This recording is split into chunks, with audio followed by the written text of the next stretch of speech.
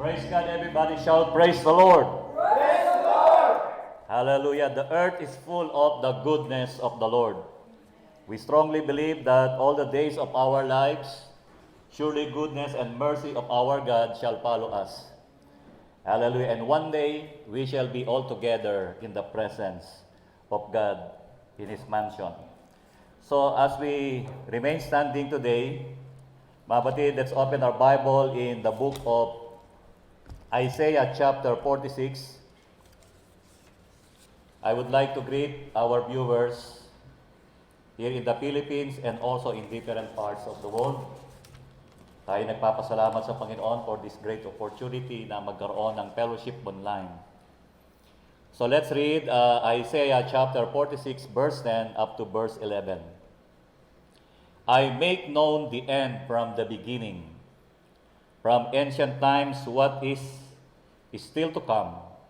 I say my purpose will stand, and I will do all that I please.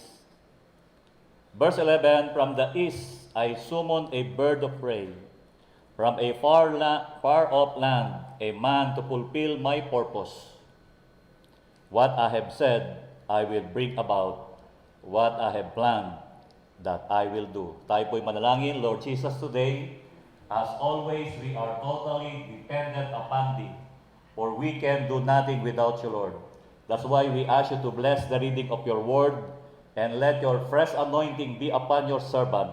Let him speak Your words, O God, without fear and without favor, but with clarity and authority. This is our prayer in the mighty name of our Lord Jesus Christ of Nazareth. And everybody say amen. Shall we clap our hands to the Lord?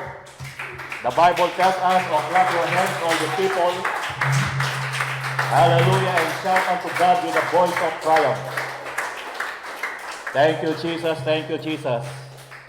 The title of God's message for today is From Revelation to Reality.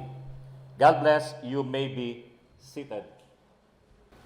Brethren, it is very important for us to learn and to understand that what God has revealed to us, He will make it into a reality.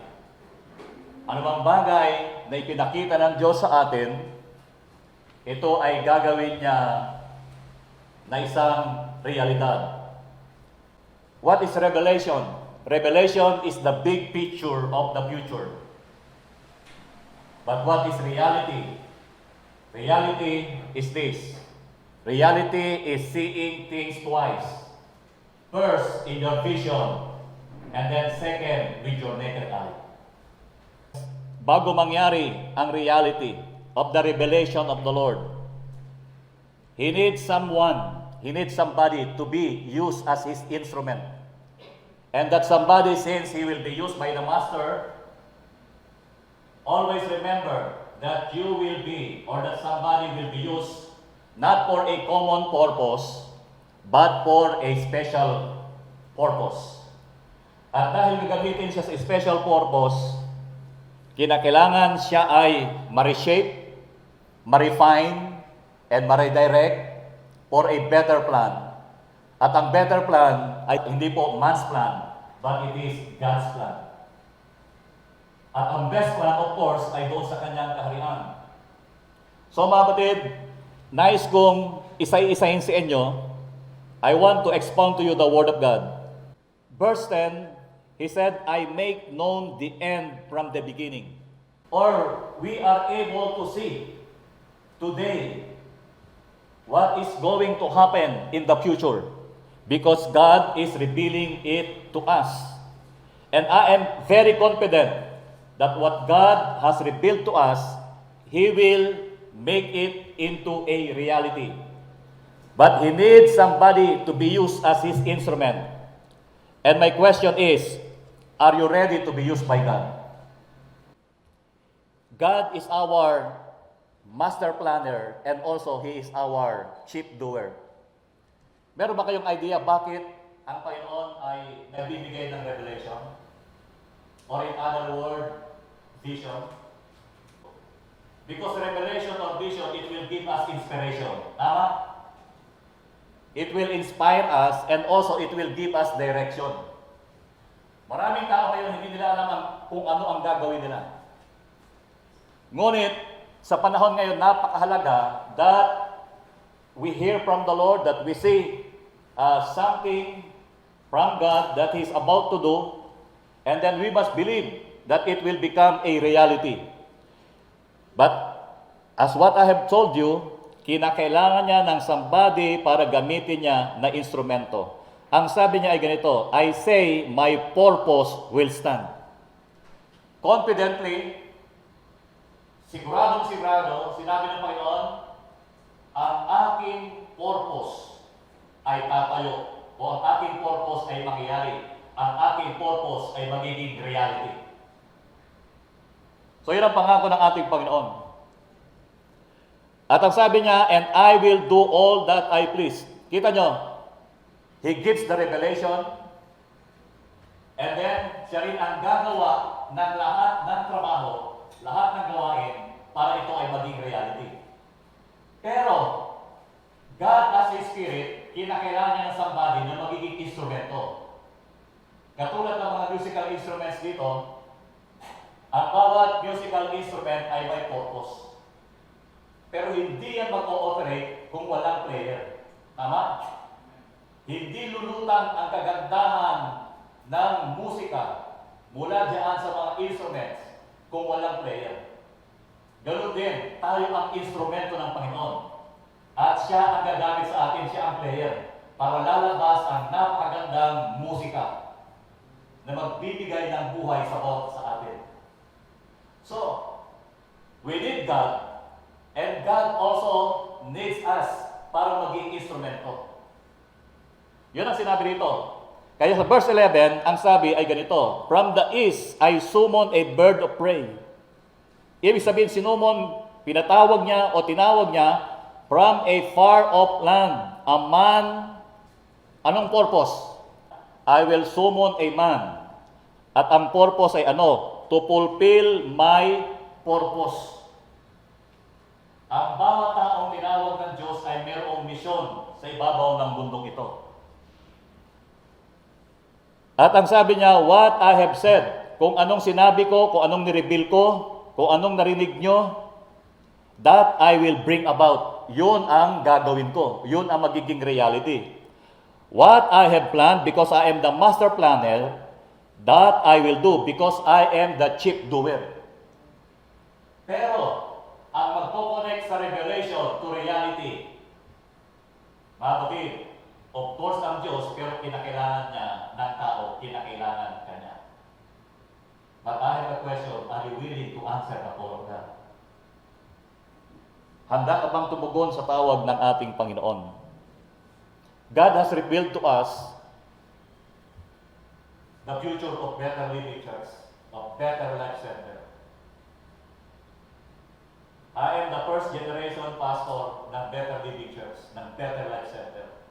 At darating panahon, hindi ako mananatili dito at merong next generation who will lead this church sa bigger and better plan ng ating Panginoon. At sa bawat tinawag niya ay meron siyang itinakdang gawain. At sa susunod na tawagin niya ay meron naman siyang higit na mas malaking gagawin. And that is why I am 53 years old now, and I am focusing myself preparing the next generation of leaders. Amen?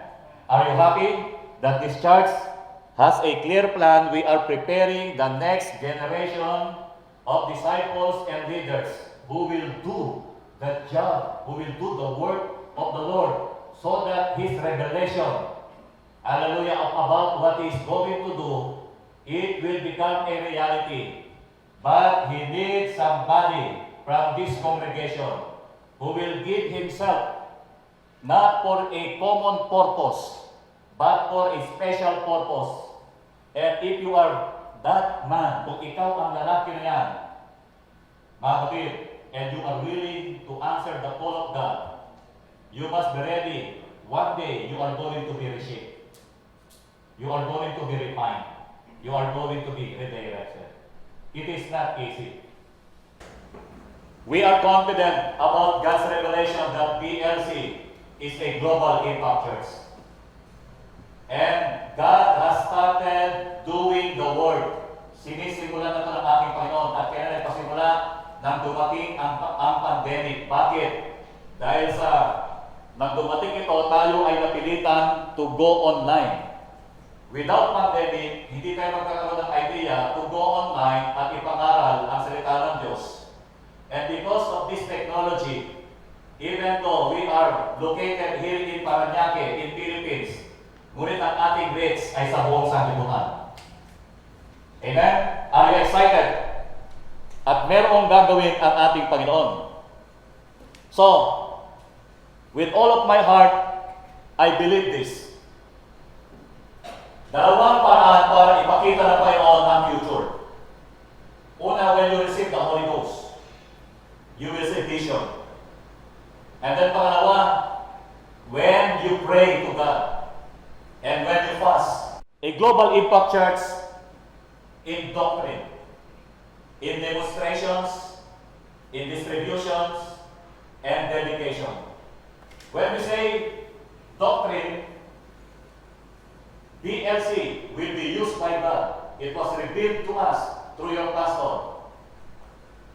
God will use this church to preach the apostolic message that repentance should be preached in the name of Jesus, because there is no other name given among men under heaven whereby we must be saved. Repentance will be preached in the name of Jesus. And water baptism will be administered in the name of the Father, and of the Son, and of the Holy Ghost. And the name of the Father, and the name of the Son, and the name of the Holy Ghost is no other than but Jesus Christ. Woo! Because the Father is not a name. The Son is not a name. The Holy Ghost is not a name. I am a father, but that is not my name. I am a son, because I have a mother and father, but that is not my name. And I am a pastor, but that is not my name. All those things that I have mentioned are just titles. And what is the name of the Father, the Son, and the Pastor? My name is Rancho Villavicencio. So God has opened, hallelujah, this great opportunity so that the apostolic truth will be preached throughout the world. And we are not ashamed. Paul said, I am not ashamed of the gospel of Jesus Christ, for it is the power of God and the salvation of everyone who believes. We are not ashamed that God has called us.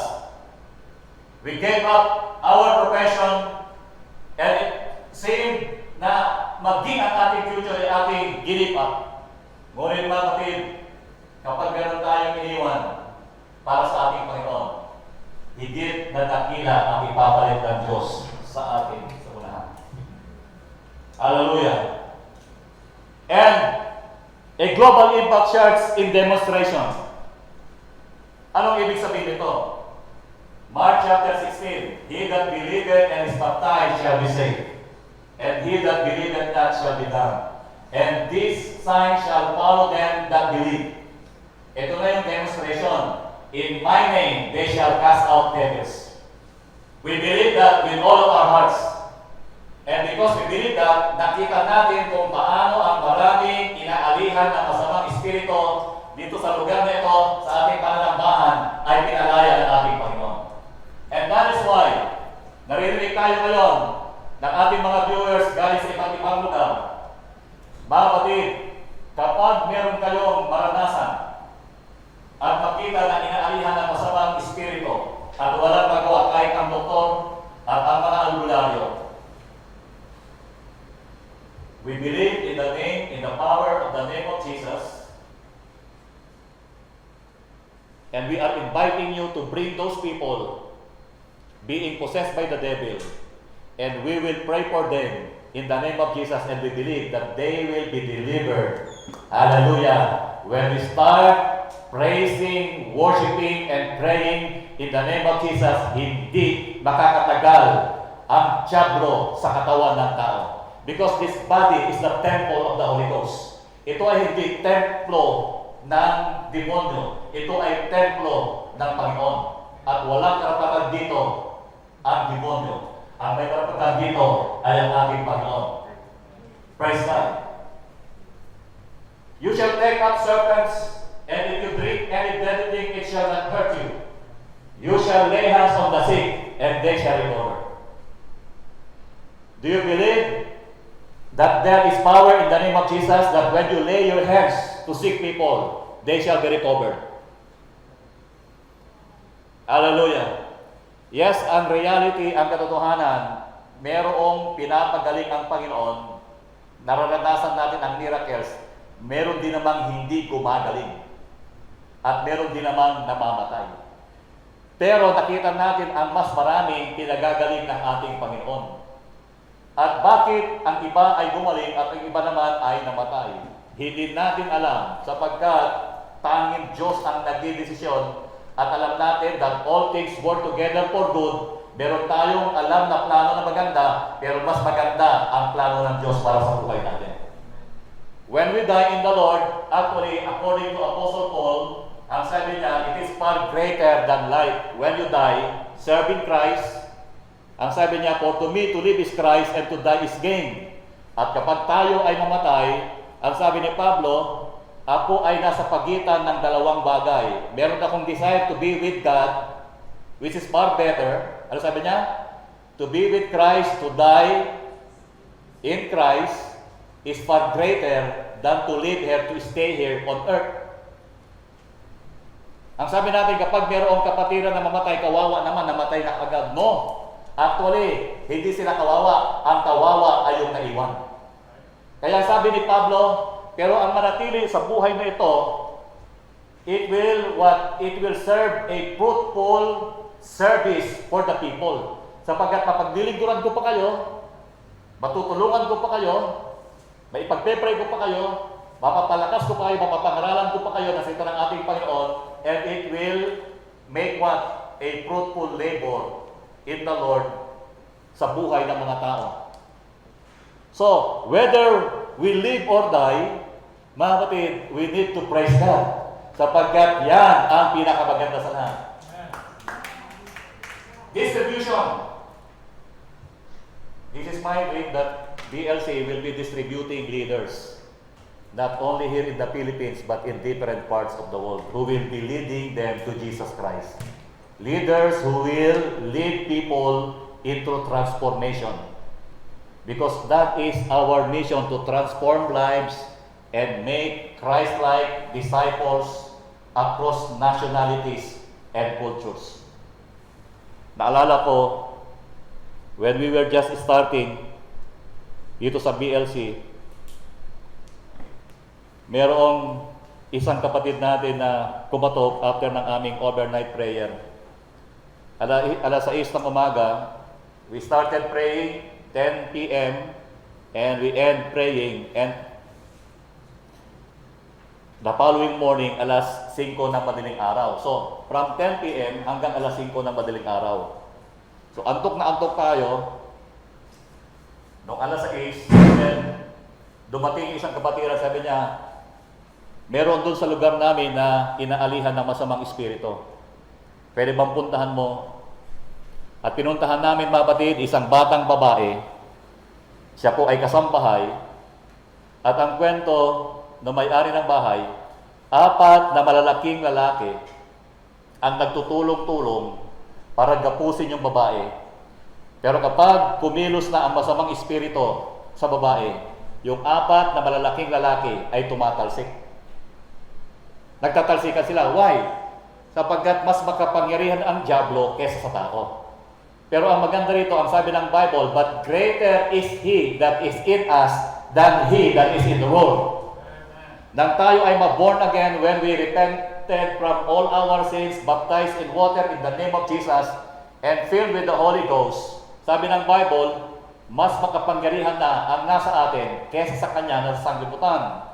So during that time, I was so thin, and then I went to that house, at nang makita ko yung batang inaalihan ng masamang espiritu, I rebuke that devil in the name of Jesus, at yung bata ay tumba at nangisay, at immediately umalis ang masamang espiritu.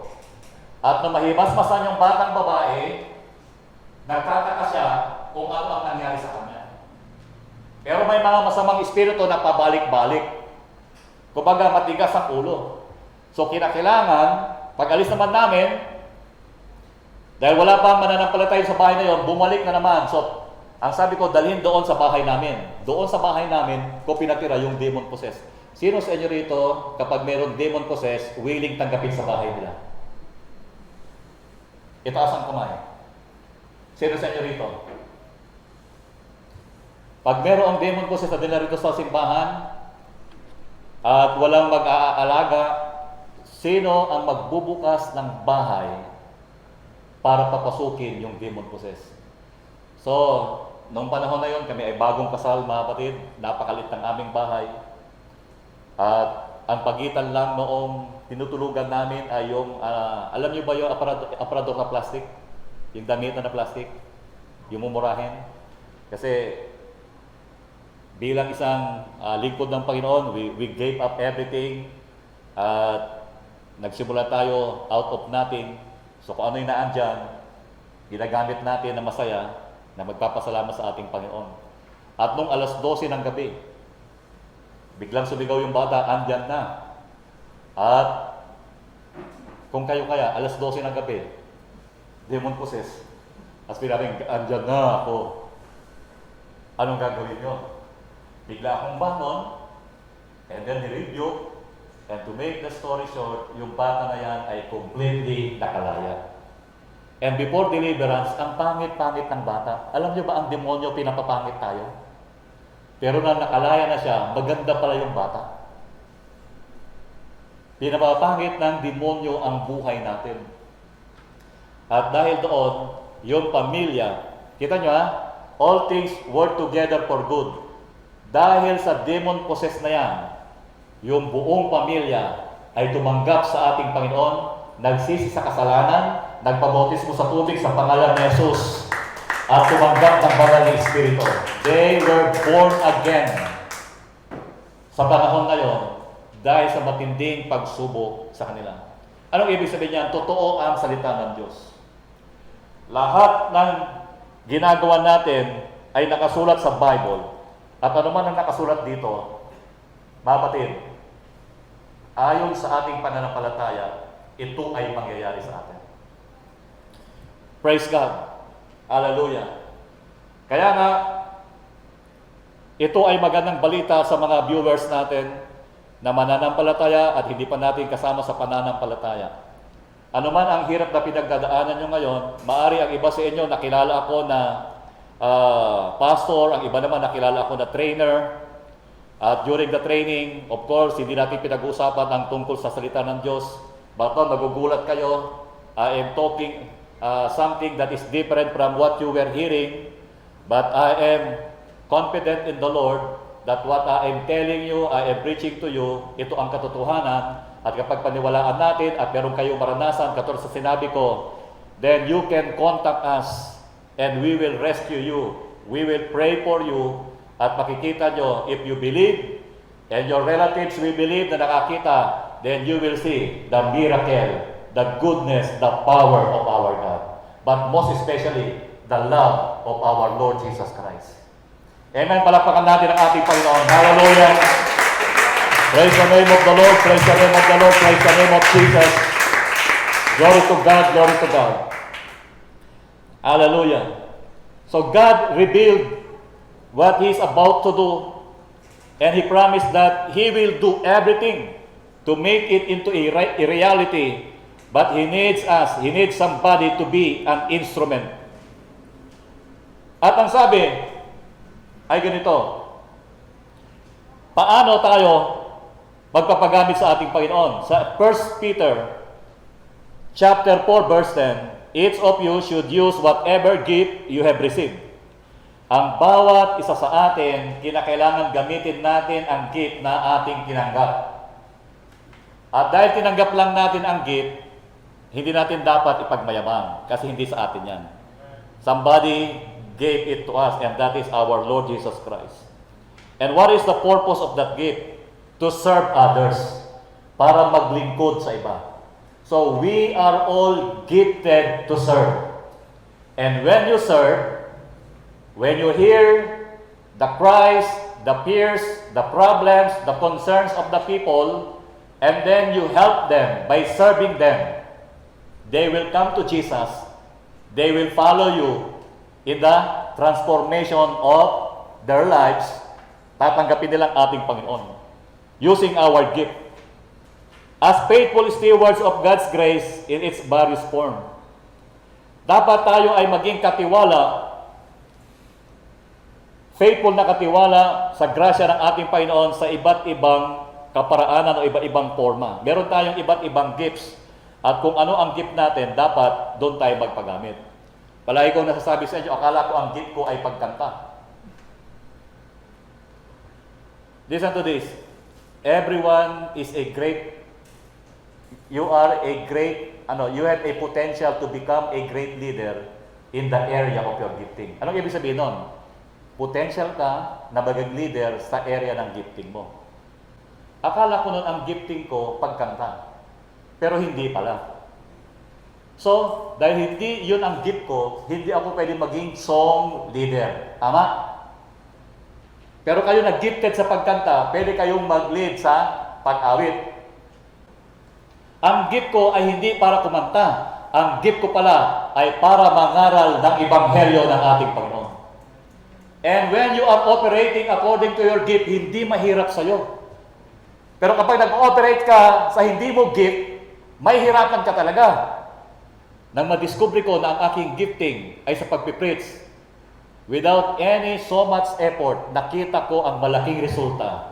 That when I preach, people believe, they come to the Lord, they were healed in the name of Jesus, and they were baptized in water in Jesus' name, and they served God. They followed Jesus. Hallelujah. So, ang sabi ng Panginoon, binigyan ko kayo ng kaloob at gamitin nyo yan sa paglilingkod. At kapag tayo ay naglingkod, dito magpapasimula, tayo ay magiging leader. Because leading is serving. And we are hearing about people's problem, helping them solve their problem, but most especially, we develop people to become the best version of themselves. Nakita natin kung paano tayo hinubog ng Panginoon, merong ginamit sa atin.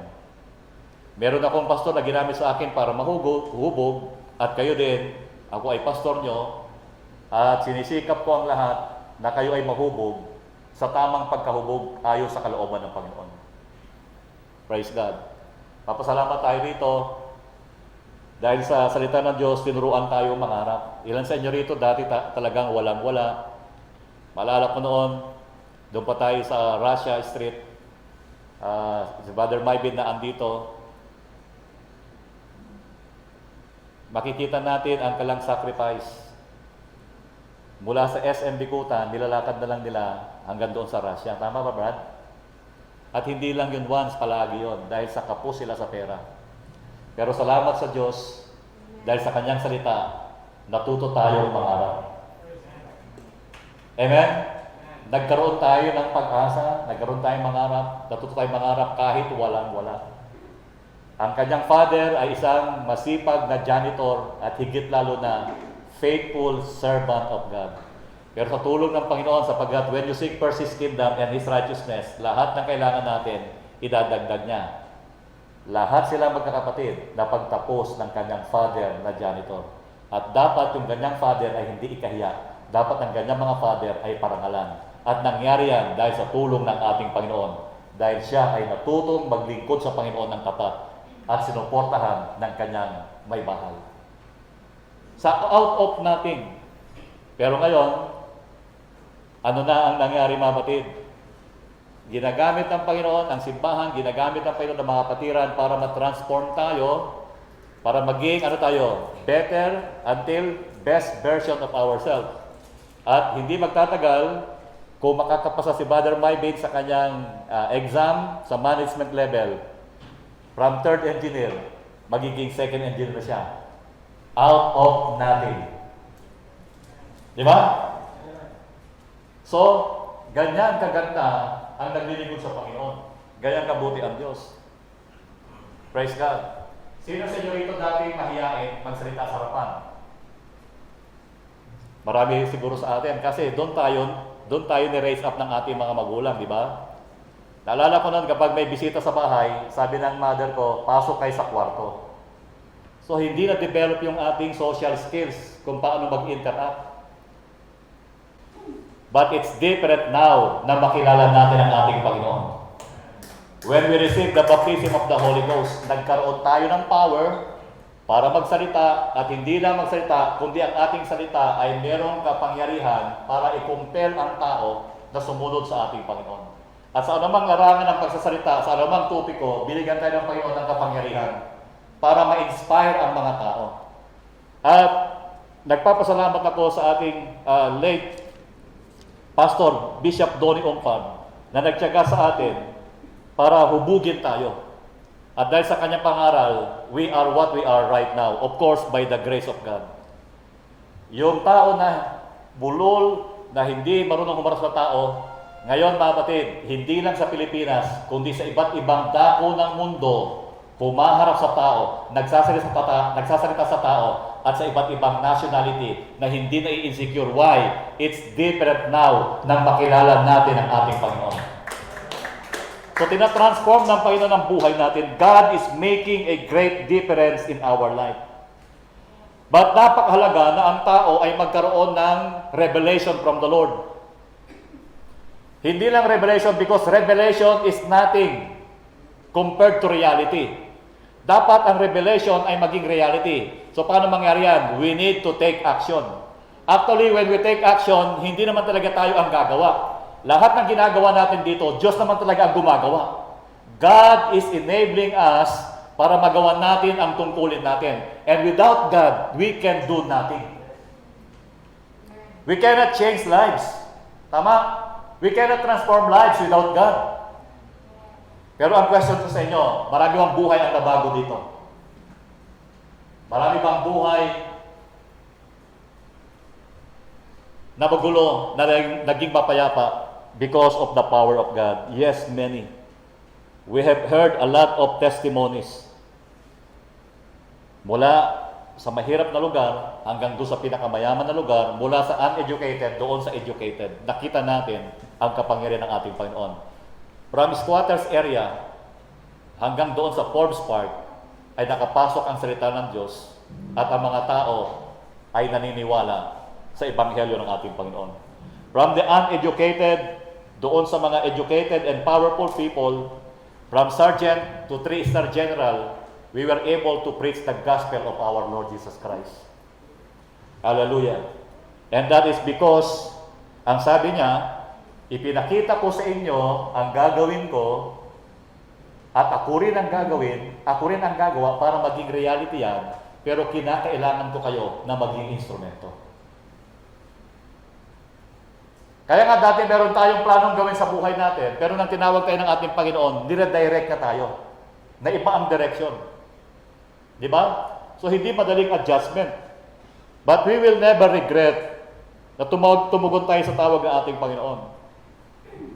Nariyan ang action. Pero ano ang magiging outcome? After tayo ay umaksyon, ang magiging outcome, sabi ng Bible, may spread out ang gospel and that it will flourish. Aren't you excited na ang sabi ng Panginoon, ito ay may spread out at ito ay magpo-flourish? Hallelujah. Thank you, Jesus. At ano ang scope ng work? Sabi niya, go ye into all the world. Kaya niyo, ito lang ang tungkulin na ang scope of work ay global. Pero bago tayo maging global, kinakailangan maging faithful tayo locally. Bago tayo magkaroon ng global impact, dapat maging faithful tayo locally. Pero posible ba na mangyari ang mga bagay nito? Yes. Why? Because it is according to God's revelation. And it is according to God's plan to us. Kahit na meron tayong vision because we pray, meron tayong action, pero isa pa ang kulang sa atin, kapag mali ang ating perception tungkol sa sarili natin, hindi mangyayari yung kalooban ng Diyos sa buhay natin. Ano yun? Meron tayong vision, meron tayong action, pero pag wrong ang ating perception about ourselves, hindi tayo magagamit ng Panginoon. Malilimitahan tayo. Ano ba yung ibig mo sabihin, Pastor, sa perception? Ito po yung self-concept. kung ano ang perception mo sa ability mo and also sa iyong uniqueness. Bago tayo maka-influence sa ibang bansa, dapat magkaroon tayo ng tamang self-concept. Kasi ang nasa atin ngayon, hindi self-concept.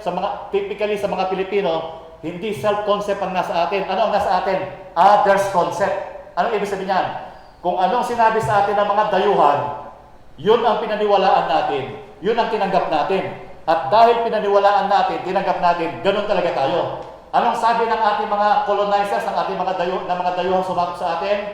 Tayo ay mga Indio, tayo ay mga maliliit, tayo ay mahihina, at wala tayong magagawa. At dahil pinaniwalaan natin yan, naging ganyan tayo. At kahit nakalaya na tayo, nakakulong pa rin ang kaisipan natin. Ang paniniwala natin, tayo ay inferior at ang mga puti ay superior. Gusto niyo pa patunayan natin? Kaya nga marami sa atin, gusto natin pumuti ang balat natin. Di ba? Kaya ang isa sa mabenta ngayon sa market ay kung paano pumuti ang balat. Kasi naniniwala tayo na kapag maputi ang balat natin, mas accepted tayo at mas mataas ang kalidad natin. So, nagkaroon tayo ng self-imposed discrimination. Tayo na mismo ang nag-impose ng discrimination sa sarili natin. Bakit? Kasi pinaniwalaan natin, in-accept natin yung sinasabi ng mga dayuhan. Mag-aminan tayo, kapag nakita kayo ng puti, anong pakiramdam nyo? Komportable kayo o parang intimidated kayo? Ha? Amin tayo mga batid. Di ba? Kung walang magtuturo sa atin, mai-intimidate tayo. Pero, ito ay magbibigay ng liwanag sa atin yung 1 Peter chapter 4 verse 10. Ang sabi ay ganito, each of you should use whatever gift you have received to serve others. At sa verse 11, if anyone speaks, they should do so as one who speaks the very words of God.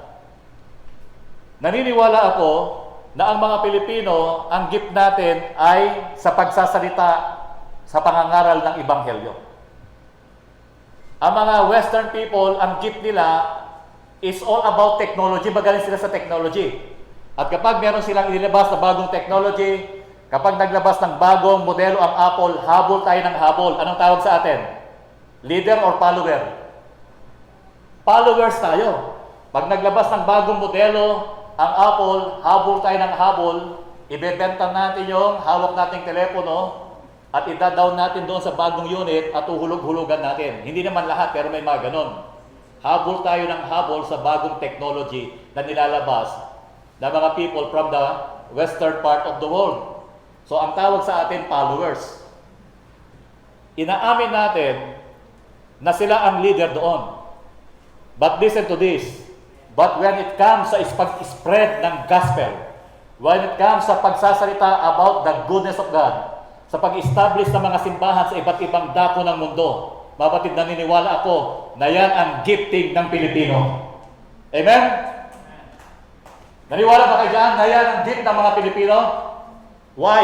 Kahit saan bansa magpunta tayo at may Pilipino, merong nai-establish, merong lumalago na simbahan at ang mga leaders ay Pilipino.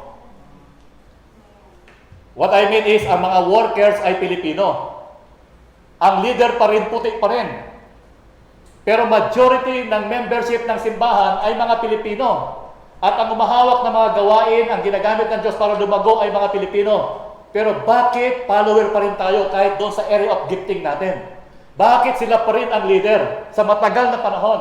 We are not against them. We owe them the gospel sapagkat dinala nila dito sa atin. Pero matagal na tayo. Matanda na ang ating iglesia, ang ating organisasyon, more than 60 years old na. Pero bakit ang mga Pilipino, bagamat gifted sa pangangaral ng Ebanghelyo, pagdating sa ibang bansa, imbis na sila na ang leader, follower pa rin sila? Anong problema? It is because of our perception. Kasi ang pananaw natin sa sarili natin, inferior, at sila ay superior. Pero mga kapatid, again, walang superior, walang inferior sa harapan ng Panginoon. Ang Creator na mga puti at na mga brown at na mga black ay iisa lamang. Amen? Nanggaling lang tayo sa isang creator at walang superior, walang inferior. Ang pag-usapan natin dito ay yung ating ability through our gifting. Meron tayo kanya-kanyang abilidad because of the gift that God has given to us. We cannot have a global impact church. We cannot go global. We cannot influence people, other nationalities and cultures, kapag mananatili tayo sa maling perception. Gusto nyo magamit kayo ng Panginoon? Mightily and effectively? Dapat ang ating maging mindset, ang ating perception sa ating sarili ay nakasulat sa Deuteronomy chapter 28 verse 13. Ano yan? You are the head and you are not the tail. You will start at the bottom and then you will end up at the top. Mga Pilipino, it's about time to assert our rights na hindi lang tayo manatiling followers sa area of our gifting. Dapat tayo ay magiging leader. Paano mangyari yan? After having vision and action, we need to change our mentality. We need to change our perception about ourselves. Kapag humarap tayo sa puti, huwag tayo ma-insecure. Huwag tayo ma-intimidate, mabatid. Ang Holy Ghost na tinanggap nila is the same Holy Ghost na tinanggap natin.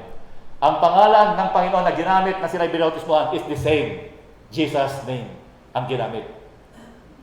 At ang kapangyarihan na ginamit, binagkaloob sa kanila is the same. Ang pagkaiba lang ang ating mentality. Kita nyo? Kita nyo mga kapatid? Kapag puti ang tumayo dito at kahit bata wala pang experience sa ministry, anong mangyari? Konting sigaw lang, palakpak na kayo. Dito na, ang ganda ng mensahe na rinig nyo, wala pa kayong palakpak. Ang kuripot nyo kung pumalakpak. Pwede bang palakpakan natin ang Panginoon?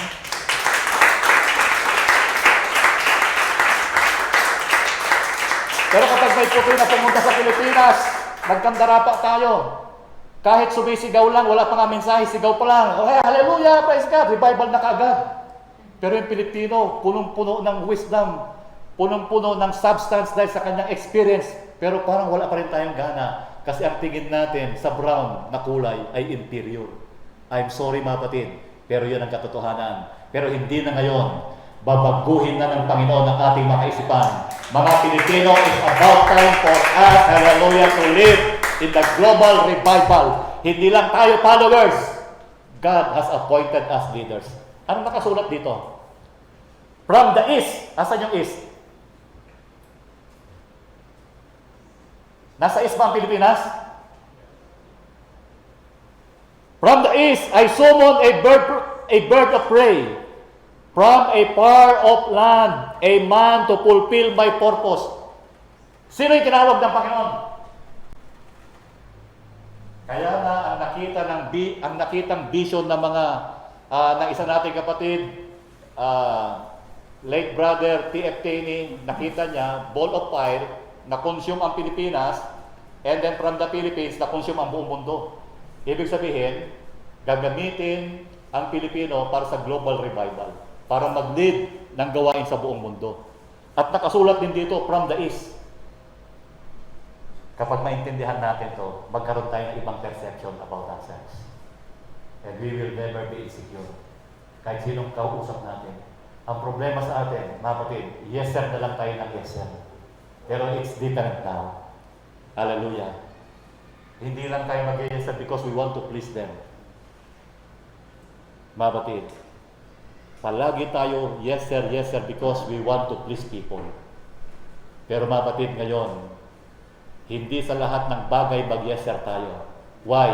Sapagkat hindi na tao ang gusto nating i-please. Ang gusto na nating i-please ay ang ating Panginoon. Pero mapalakpakan natin ang malakas ng ating Panginoon. Woo! Ngayong umaga ito, magkakaroon ng kalayaan ang mga Pilipino. Magkakaroon ng kalayaan mula dito mga kapatid. Babaguhin ng Panginoon ang ating mga kaisipan. We will never be intimidated. We will never be insecure. Sapagkat the same God ang tumawag sa atin. Mga kapatid, I am not against anyone. We love our elders in the West. Pero mga kapatid, hindi tayo papayag na forever followers lang tayo. I've been traveling around the world, makita ko ang mga simbahan, majority ang laman Pilipino, at ang mga nagdilid ng mga Bible studies, mga Pilipino. Pero bakit hindi sila mabigyan ng pagkakataon na sila mismo ang umakto na maging pastor? Tayo na rin kasi ang merong problema. Ang ating perception sa ating mga sarili. Pero babaguli ng Panginoon sa araw na ito. Mula sa lugar na ito, mga kapatid, I will pray na magkaroon tayo ng tamang kaisipan na kahit sa bansa kayo naroon, hindi kayo mai-intimidate. I-share nyo ang gospel of our Lord Jesus Christ. Sa simbahan man, o sa corporate world, sa simbahan man o sa barko, hindi kayo mai-insecure sa mga puti. Sapagkat binigyan tayo ng Panginoon ng kakayanan. At mag-focus tayo doon. At kapag ginawa natin yan, it will give glory to the name of our Lord. Hallelujah. And also, it will give us the liberty to take the lead and no more the followers. Tandaan nyo, kapag gumawa tayo ayon sa vision, magkakaroon ng malaking kalayaan, magkakaroon ng malaking revival sa buong mundo. Kapag ang Pilipino ay nagkaroon ng kalayaan na sila na ang maglilid, ang buong mundo ay tatamaan or hahawiin ng malakas na pagkilos ng kapangyarihan ng ating Panginoon. Praise God. But we need to be changed. Unang-una, ang ating mga pananaw sa ating mga sarili. So tayong lahat ay tumayo. We are gifted to lead in making disciples and making of leaders, not only here in the Philippines, but in every part of the world. Because God has called us, and He has empowered us, and He has given us the power and the potential to do according to His will.